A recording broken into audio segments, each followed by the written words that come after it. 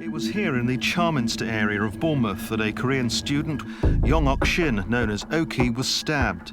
This man, Omar Benguit, was convicted of her murder. I'm struggling to believe that you didn't do this, okay? I didn't do it, and that's what defends the day I died. There's no forensic evidence, no CCTV evidence. I can't tell you, I emphasise enough how fabricated this all was. I am having serious concerns about the main prosecution witness's story. Omar had an alibi.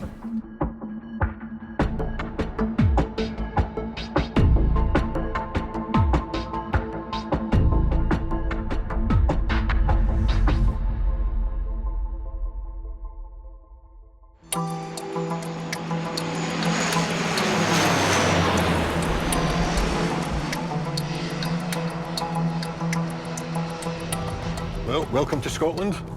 Thanks for agreeing to come with me. I'm on my way to meet a man who could be the key to freeing Omar Benguit, and I'm taking former murder detective Brian with me. One of the biggest problems this guy has, Omar has, is he doesn't know where he was the night of the murder. He's Right. no alibi. He throws so many stories to the police about where he was and who he's with, and none of them turn out to be credible. But one of the stories he tells them is that he was with a jock that night, right? A Scottish guy. A Scottish Yep. guy. Yep. And suddenly, now, 10 years later, over 10 years later, there's a guy come forward and he says that he was actually with Omar on the night of the murder. All right, yeah, that's quite significant.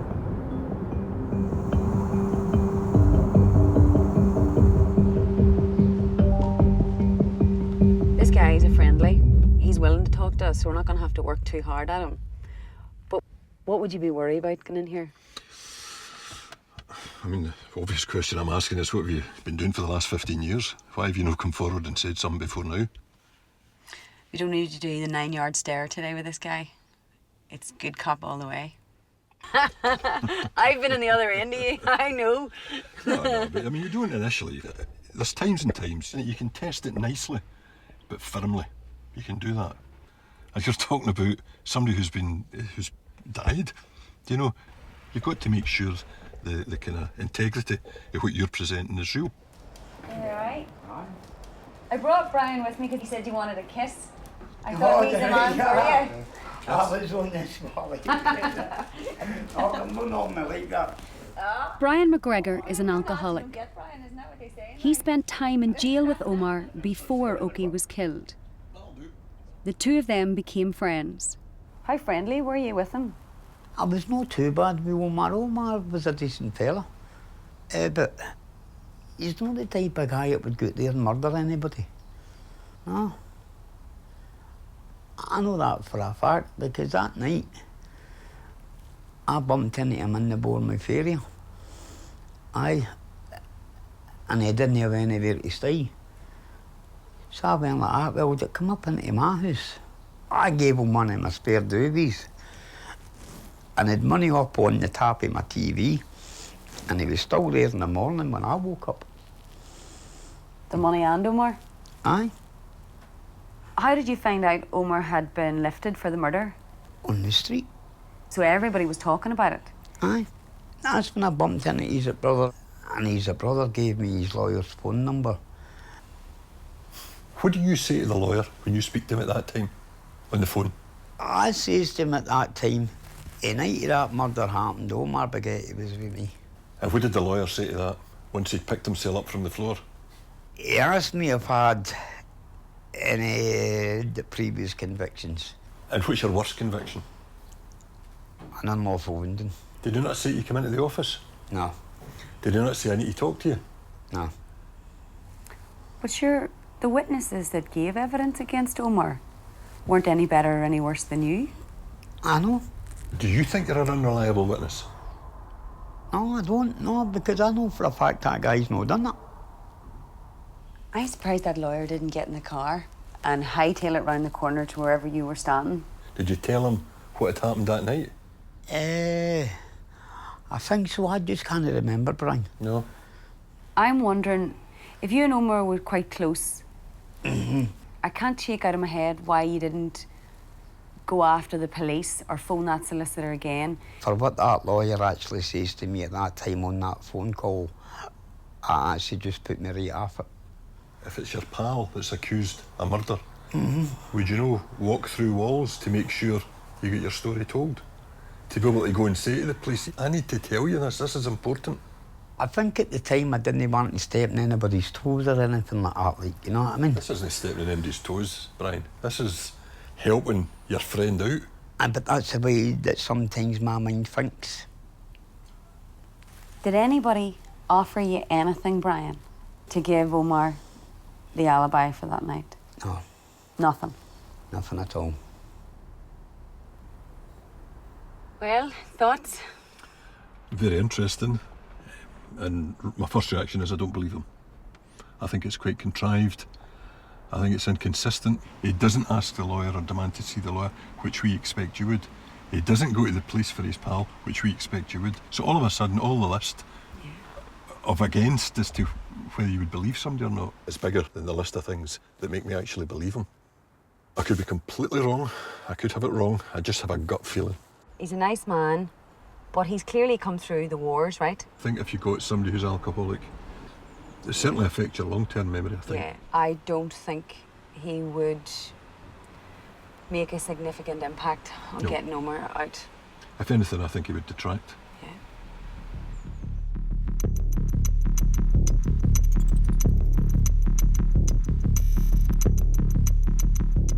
I still have big concerns about the main prosecution witness in this case.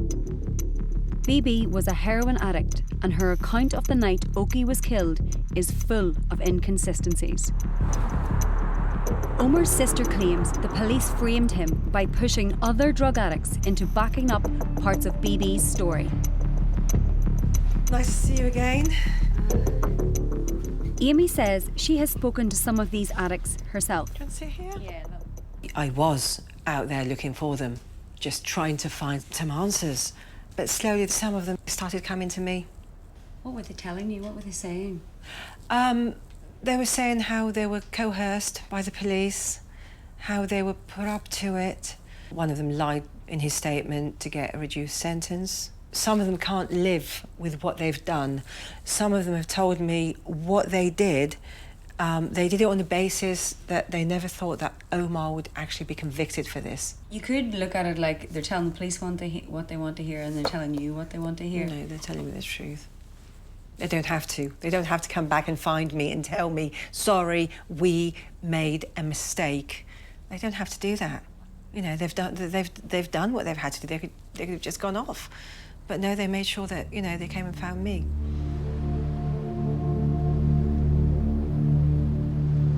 I'm still sceptical about Amy's claims of police coercion. But I'm going to investigate them by tracking down the people Amy says she has spoken to. The first person I find is John McLeod. He only testified against Omar at the first trial. He was a heroin addict and is now in prison for robbery. But my producer Georgia and I discover that he's talked about Omar's case before. I don't believe Omar did it, really don't, genuinely. The case is just based on a pack of lies from a few people that were on drugs, myself being one of them. If there was something there, if there was like a bit of blood to connect them to it, or there was a murder weapon found, that, you know, something that connected them to it, then fair enough. But the words of just a few junkies who all had something to profit from it, it's not right, man. This is an interview that John gave to the BBC in 2014, right after the appeal failed. And it was in the archives, never used. He's been writing to me from prison, okay? And he says that in his letters? I mean, he's backing up everything he said. He was with Omar the day after the murder. All I know is I was with him a couple of hours after it happened. He never mentioned anything to me. He seemed fine. He was acting normal all day. The police didn't believe that. They were like, we know you know about this. We know you must know. And all that. I says, look, he's not told me nothing. Yeah. It was a few months later, I was arrested for a robbery on a jewels. And the police then came to see me and were like, look, we can help you. Give the judge a letter if you give us a statement telling us what you know about Omar. So, no, it's not my proudest thing I've ever done, but I jumped on that. He told the police that he saw Omar with blood on his shoes and that Omar was asking him for an alibi. But will you see this? Maybe 6 months after that, they came to me and was like, "You got to go to the Crown Court now and give evidence for this murder trial." And they visited me in Guy's Mars prison. I says, "Look, I'm not going." They were like, "Well, you need to go." I says, "I'm not going." "Why are you not going?" I says, "Because it was a pack of lies, the statement I gave you." They went, "Well, no, we don't believe you." They said, "We can get you an HDC, home detention curfew. We can organise it like that. You must come and give evidence." But what he's detailing there in that interview isn't that irregular? Police offer deals to criminals all the time to get their cooperation. That's not unheard of. What I find more concerning is that he said even though he told the police straight up that he told them lies to get a deal, they still wanted him to go to court and they were still offering him incentives, even after he'd said that the whole thing was a pack of lies. John's story shows police were prepared to put forward unreliable witnesses who changed their accounts.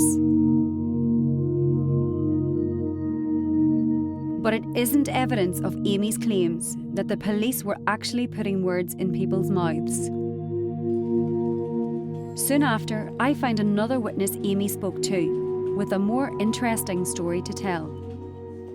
So Natalie Stanton is someone we knew Omar through the sort of drug scene, and she knew him for like a few months the summer of 2002 before the murder.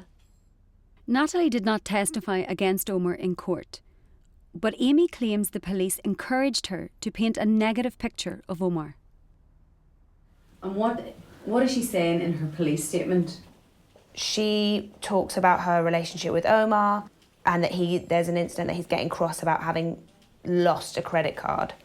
So what are they saying? That he's aggressive to women, essentially? Yeah, it goes on to say that he's an arrogant man who, from my little dealing with him, has a problem communicating with women. Good morning, how are you? Yes, not too bad, you? Good, how's the dogs? Yes, barking as usual. Should I go through? Yeah. Yeah, it's nice, isn't it? Nice. Yeah.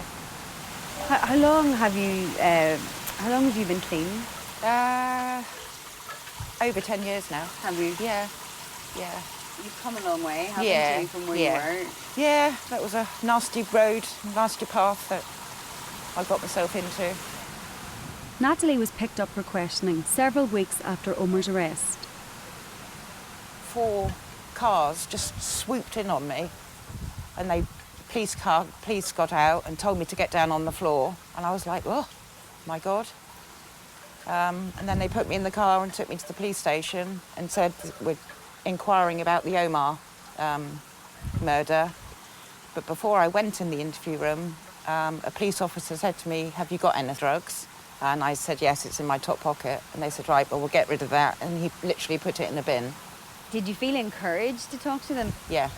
I thought, well, they're helping me, so I've obviously got to help them. The police had scared me that day, and I felt really intimidated by them, because there wasn't just one in that interview room, there was about 4, and they were just all like, Omar this and Omar that, and, what are you doing with a person like that? And do you think that the pressure was inappropriate? Yes, definitely inappropriate.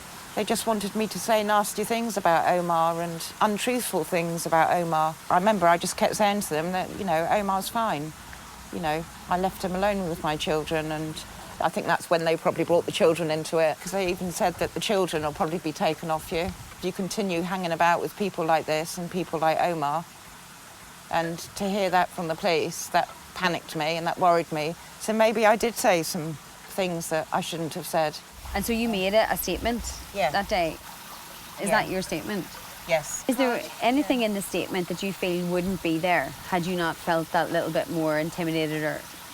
They're making out that he was like really raising his voice at me and that he went to go and hit me. He never did that. Never did that at all. And I see here that the police make mention of a set of kitchen knives. Yeah. I did state that, but I think that was put into my mouth, if you know what I mean. Why do you think that? Because I don't remember any knives missing. There was nothing wrong with Omar. So you trusted him? Yeah, trusted him fully. Really? He was absolutely brilliant with the kids, and the kids loved him. Why is it that it's upsetting you, Natalie? It's just going back, isn't it? That was a a bad time in my life. But, and I just feel so sorry for Omar. I really do. And I wish I'd done something before. But if I can help now, I can. But, yeah, I'm sorry, it's just this whole day. Yes, I know. Yeah. It's a lot of pressure. Yeah. Would you like to get a tissue? Or Yeah. have a little cigarette? Can I have a ciggy break? Yeah, Is that okay? Yeah, do.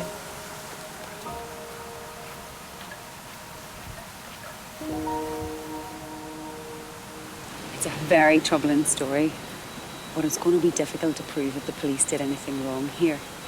Natalie's memory from that day is shaky. But I found something else that I need to put to Natalie. It's another statement that she signed for Omar's family and not the police. It's an alibi for Omar. It claims that Omar was with Natalie on the night that he was supposed to have murdered Oki.